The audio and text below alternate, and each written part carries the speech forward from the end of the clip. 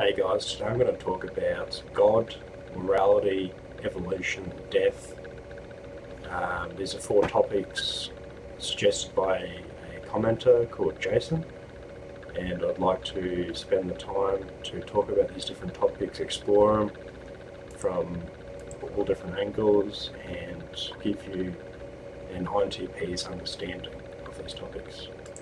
I haven't done like a whole heap of research, it's sort of like bits and pieces over time. With the God one, that's definitely grabbed the most attention because I was raised up in a Christian family. So morality ties in there as well, and evolution. I talk a lot about Buddhism, death.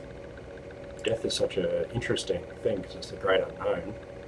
So it's when I think of death, I sort of think of like drugs double you on the edge of it, like psychedelics, and that sort of open the door a little bit and give you a little bit of understanding.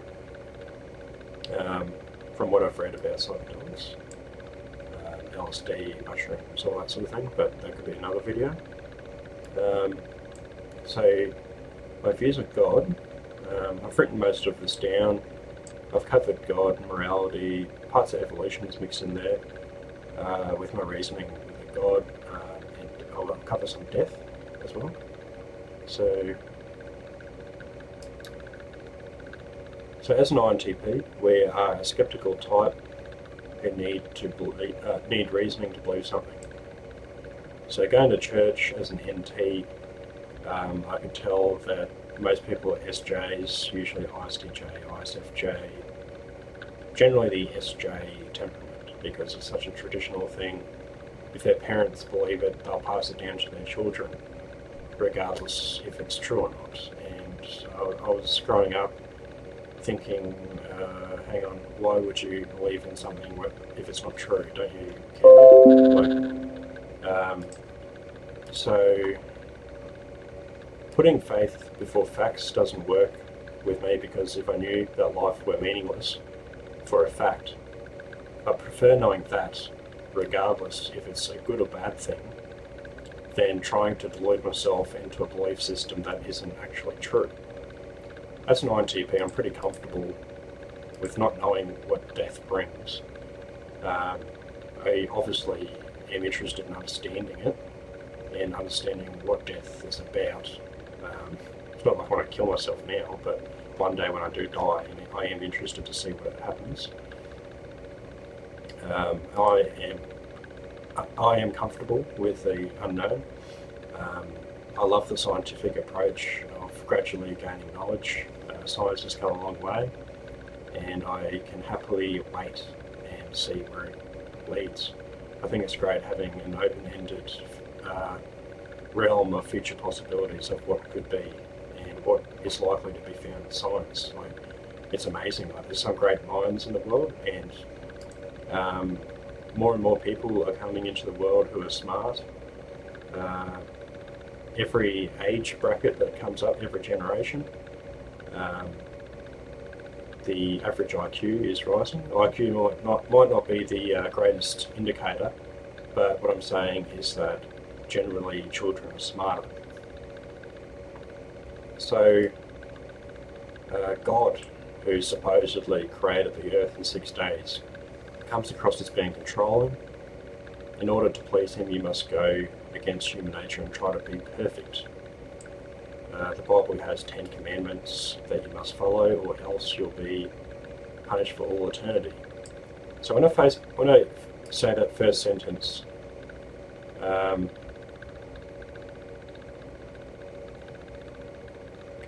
in order to be pleasing, you must go against nature and try to be perfect. Christians may hear this video and think, oh great, he's a strong atheist and he's clearly against any sort of Christian views. But I admit, I don't know everything about Christianity. I don't know enough to completely be confident in being an atheist. However, in this video, I want to put across some points that justify where I stand with my views. So the Bible has 10 commandments that you must follow, or else you'll be punished for all eternity. Plus, if you're born gay, you're automatically damned. Why would God create gays if they're made in His image? Seems pretty ridiculous. That's a question, a basic yet penetrating question you can ask Christians that is hard to answer. It basically defies logic, really. In Christianity, committing a lie is seen as bad as murder. How is this true? Clearly committing murder creates more damage than a lie.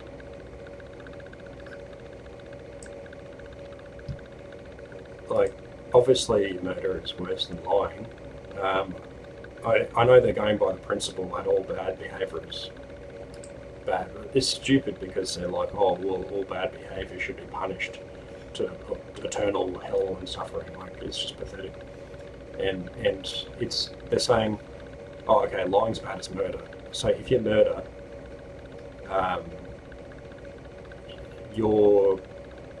but you can repent, and then you're saved from your act, but you're still murdered.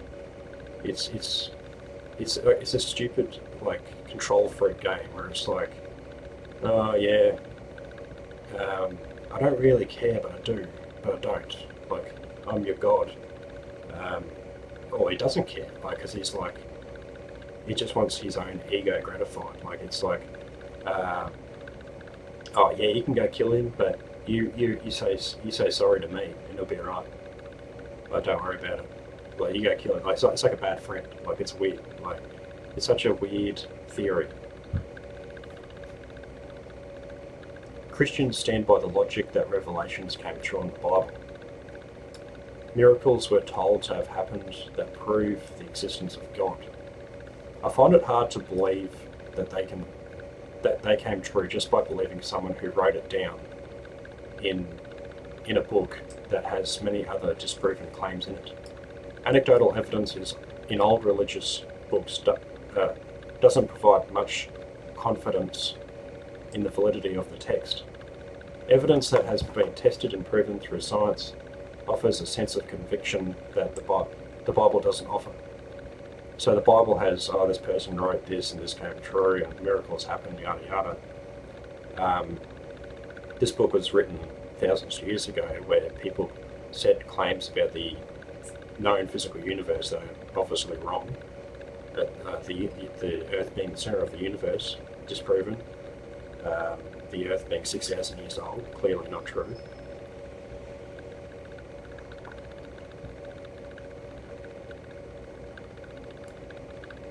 There's so much evidence out there on the internet that Christians can find. So to say that atheists are ignorant is silly. It's just we've stumbled across the evidence somewhere, and Richard Dawkins and Christopher Hitchens are the best people in this arena to learn, and also Sam Harris is great. Where was I?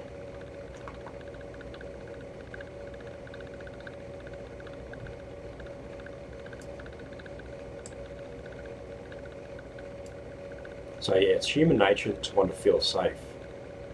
And because we don't know all the answers as to why we exist, belief systems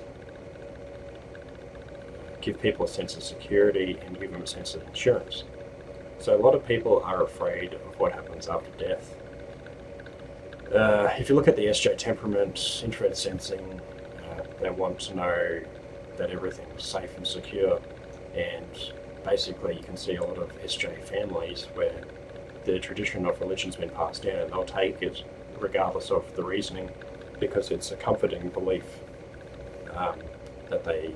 that's always been known.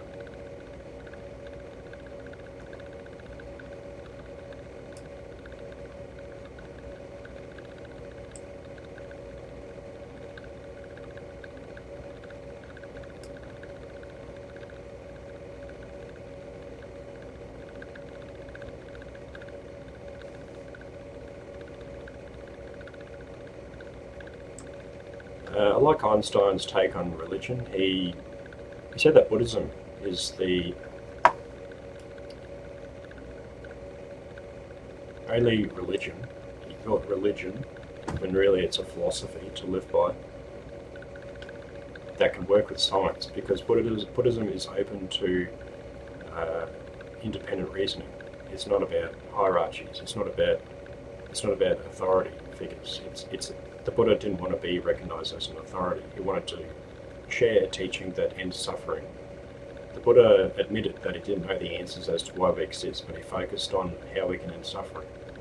So Buddhism is open to science, and it supports a better world, basically, whereas Christianity and other religions has only caused war. So Buddhism has the best reputation out of all the religions, really, like, because it's not a religion sort of thing. Like it is, but it isn't. So because it's not a full-on dogmatic religion with belief systems, it hasn't caused a problem in the world. Buddhism causes a lot of peace and betterment in people's lives. Mindfulness training in the West has created big movements in psychiatry, psychology, where it's helped a lot of people. Christianity enforces rules such as thou shalt not. It can suit some people to have really strict rules, but for a lot of people, especially INTPs, we like to have that flexibility, where it's more like a work in progress. It's not like, I need to live by this, and if I don't, I'm screwed. Buddhism's more like, I will refrain as best I can from, not thou shalt not. So Buddhism has precepts, not commandments. Like, it's much more gentle. It encourages improvement, and it's realistic about improvement with people. Improvement is a gradual thing. People need to take it at their own paces. There's no real one standard for improvement. Everyone has to know how to improve in their own ways, because there's so many ways to improve, sort of thing. Like, I think you get my point. Like The Magic of Reality, that's a great book for Christians to check out by Richard Dawkins. That's the thing, a lot of Christians aren't open to reading books by Richard Dawkins, like The God Delusion. That's a great book. Like, it's very heavy. So is Christopher Hitchens. Is it Dawkins? Yeah, Hitchens. His books are great. The Nature of Reality by Dawkins. God Delusion. God is Not Great by Hitchens. It's such a heavy book to read, but it is worthwhile reading if you really want to know. Like, it's like I don't always care enough to go read the whole thing. I think I mean, it's just sort of like I want to learn it gradually, like, because it's not a pressing issue in my life. Like, I don't have to know all the answers. Like, I can learn it when I want, sort of thing. I like Buddhism because it encourages science and future possibilities. Seeing how far humankind has come is exciting, and science has become better than ever. When looking at the past, religion equals war. Different views create war, views that aren't true but made up to control the masses and give people a sense of security. Buddhism has caused little to none conflict. It has the best reputation because the Buddha didn't want to be put on a pedestal like Jesus. He wanted to simply teach how to end suffering. Taking a rational approach, he didn't have outrageous claims such as, I am the Son of God, who you'll never meet, and keeps you here confused, even though he's all loving, but offered methods of meditation and introspection in order to help people understand why they suffer.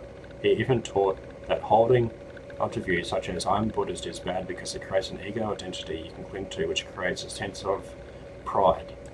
Buddhism teaches non-self, which is about becoming others-centered and realizing that compassion, a lack of ego, not being fazed by praise and blame leads to a peaceful life. I personally admit that I don't live the Buddhist life as well as I'd like to. It's a work in progress. We're not all perfect, but I believe they have great principles to live by. And it removes the dogmatic God stuff where that does cause problems. After watching the video on YouTube called Morality and the Christian God by Sam Harris, I have been Reminded by how ridiculous the Christian faith is, I try to forget and put to the back of my mind religion, but it perplexes me when I am reminded that it is still such a prominent part of the world. I strongly recommend watching that video. I'll put a link in the description. Sam Harris is a legend who speaks purely reason. You can't deny what Sam Harris is saying in his videos. Like, he'll simply sit there and take in a great amount of content that justifies why religion is a problem. Like, you just can't deny what he's saying. Like, it is fact, it is logic. So I've covered God, a bit of morality, evolution. Yeah, so for evolution, Richard Dawkins points to evidence in his book, The Magic of Reality, where we basically came from fish many grandfathers ago. So it's not something I've really looked into a lot. It's just very heavy, like, area to look in. It's very interesting. It's just I'm often caught up in other things, reading about other things. Death is a seriously interesting topic. Lucid dreaming, like, has something to do with it, I think. Like, you get in that state where you're very aware of everything. Like, you have this hyper awareness. And I'd love to do lucid dreaming. It's something I'm working on. It's so hard to keep up the practice. Like, for a month I had a journal writing it down. Maybe a month, like 2 weeks. And it's hard to talk about death because I haven't experienced it. That's all I can say. Like, I'm starting to think reincarnation could be true. Like, everything has a cause and effect. So this lifetime where I am in this present moment has had a certain amount of past causes to where I am, and this is the effect. And I do believe in the Buddhist cycle of life and death, where it's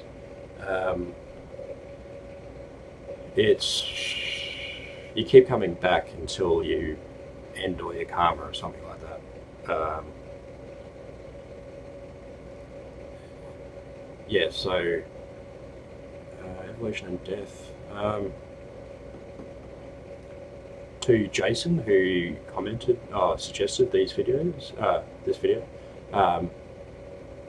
I'd love a comment on this video if you'd like, about evolution and death, your take on it, just to sort of get the thoughts going a bit more, to get a bit more clarity, and also your views on God and morality as well. That'd be great. Just to even make a part 2 as well, that'd be great. And thank you for your comments, and I look forward to more suggestions for videos. I was beating myself up today because I was like, I want to perfect my videos and make sure I'm saying every word at the right, like, second, and I'm sure every YouTuber has this, like, same battle where they want to make the perfect video and everything. But in my videos, I just want to be honest and talk when I want, say what I want, and take pauses if I need to, that sort of thing, because I don't want to get too stressed trying to make it perfect. So I hope this video has provided some valuable content, and I wish to keep on creating more content in the future relating all INTP interests, principles, values, whatever. Suggest them, I'll happily make a video. Thank you for watching, and I hope you've enjoyed. Cheers.